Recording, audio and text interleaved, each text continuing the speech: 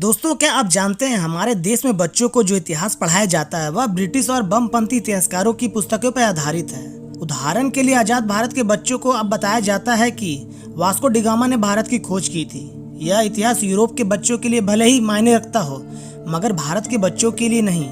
इसी प्रकार हमारे इतिहास में कोलंबस समुद्री डाकू को जिस प्रकार महान दिखाया गया है वह भी चिंता से भरा हुआ है, क्योंकि वास्को डी गामा भी तो समुद्री लुटेरा ही था। दोस्तों, इंग्लिश मीडियम के स्कूलों में बच्चों को प्राचीन भारत की सही जानकारी नहीं दी जाती।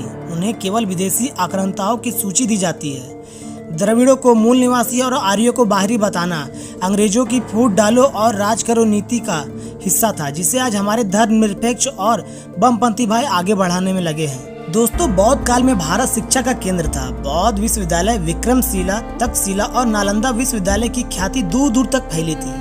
नालंदा विश्वविद्यालय के अतीत और उसके गौरवशाली इतिहास को सभी जानते हैं। वैसे तक्षशिला के बाद नालंदा विश्वविद्यालय की चर्चा होती है। बिहार की राजधानी पटना से करीब 100 किलोमीटर दक्षिण उत्तर में प्राचीन नालंदा विश्वविद्यालय के अवशेष आज भी देखे जा सकते हैं। इस विश्वविद्यालय की स्थापना गुप्त काल के शासक कुमारगुप्त ने की थी।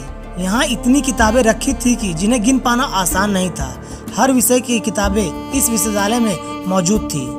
बिहार तो एक बौद्ध धर्म का गढ़ था, पर इस गढ़ को नष्ट करने के लिए तुर्की लुटेरा बख्तियार खिलजी यहाँ पे आया था। लेकिन दोस्तों, ह्वेनसांग के लेखों के आधार पर इन खंडरों की पहचान नालंदा विश्वविद्यालय के रूप में की गई थी।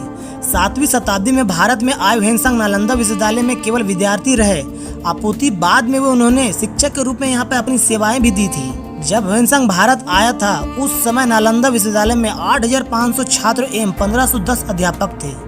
अनेक पुराभी लेखों और 7वीं सदी से भारत भ्रमण के लिए आए चीनी यात्री ह्वेनसांग तथा इत्सिंग के यात्रा विवरण से इस विश्वविद्यालय के बारे में विस्तृत जानकारी प्राप्त होती है। प्रसिद्ध चीनी यात्री ह्वेनसांग ने 7वीं शताब्दी में यहाँ जीवन का महत्वपूर्ण 1 वर्ष विद्यार्थी और शिक्षक के रूप में व्यतीत किया था। दोस्तों, इस महान विश्वविद्यालय की स्थापना गुप्तकालीन सम्राट कुमारगुप्त प्रथम ने 413 से 455 ईसा पूर्व में की। इस विश्वविद्यालय को कुमारगुप्त के उत्तराधिकारियों का पूरा सहयोग और संरक्षण मिला।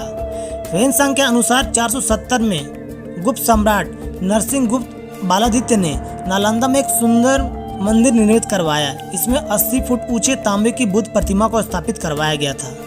दोस्तों, इस विद्यालय में 7 बड़े कक्ष थे और इसके अलावा 300 अन्य कमरे थे। इसमें व्याख्यान हुआ करते थे। कमरे में सोने के लिए पत्थर की चौकी थी। दीपक, पुस्तक इत्यादि रखने के लिए आले बने हुए थे। प्रत्येक मठ के आंगन में एक कुआं बना था।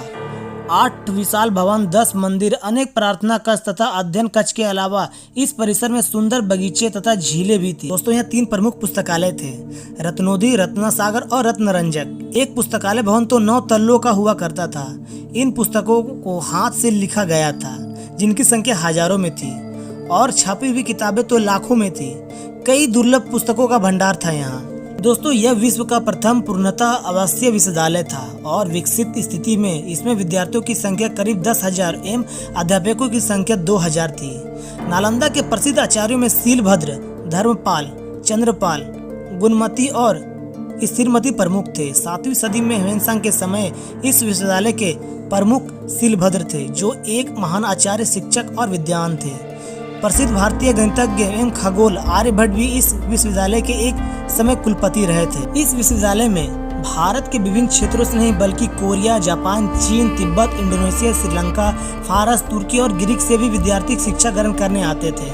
नालंदा के विशिष्ट शिक्षा प्राप्त अनंतर बाहर जाकर बौद्ध धर्म के साथ ही ज्ञान का प्रचार करते थे।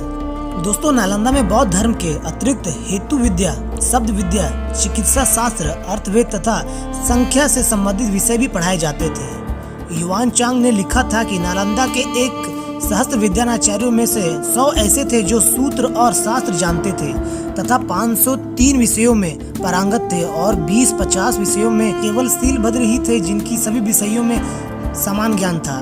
विद्यार्थियों का प्रवेश नालंदा विश्वविद्यालय में काफी कठिनाई से होता था, क्योंकि केवल उच्च कोटि के विद्यार्थियों को ही प्रविष्ट किया जाता था। इसके लिए बाकायदा परीक्षा ली जाती थी। लेकिन दोस्तों, इस विद्यालय को इस्लाम के नाम पर जला ही दिया गया। 11वीं सदी तक अंतर्राष्ट्रीय ख्याति रही थी, लेकिन बख्तियार खिलजी नामक एक मुस्लिम तुर्की लुटेरे ने 1199 ईस्वी में इसे जलाकर नष्ट कर दिया।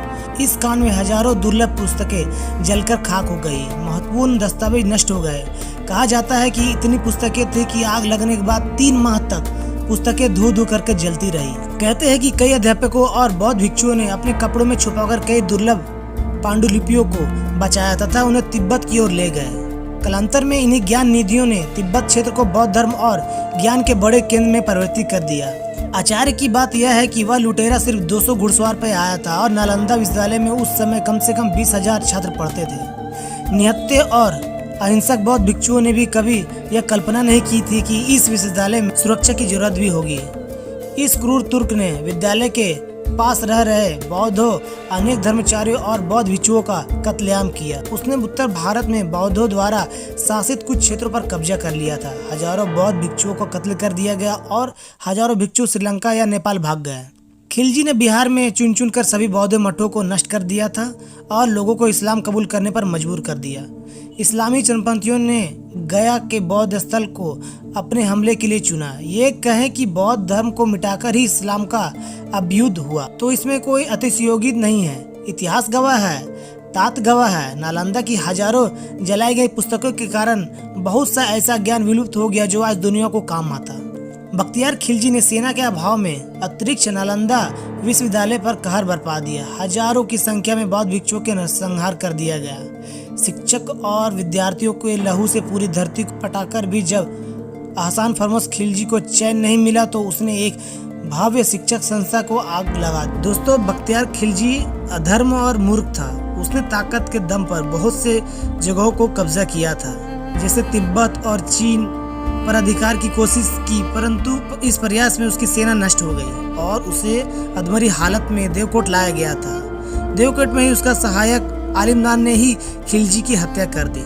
बख्तियारपुर जहाँ खिलजी को दफन किया गया था वह जगह अब पीर बाबा के मजार बन गया है। दुर्भाग्य से कुछ मूर्ख उस लुटेरे और नालंदा के विध्वंसक के मजार पर मन्नत मांगने जाते हैं। दुर्भाग्य तो यह है कि इस लुटेरे के मजार का तो संरक्षण किया जा रहा है लेकिन नालंदा विश्वविद्यालय का नहीं। खैर दोस्तों, इस वीडियो को देखकर आपकी क्या राय है कमेंट बॉक्स में जरूर बताएं और वीडियो को ज़्यादा से ज़्यादा शेयर करें अपने दोस्तों, अपने परिवारों को, और चैनल पे नए हैं तो चैनल को जरूर सब्सक्राइब करें। मिलते हैं अगले वीडियो में, तब तक के लिए जय हिंद, वंदे मातरम।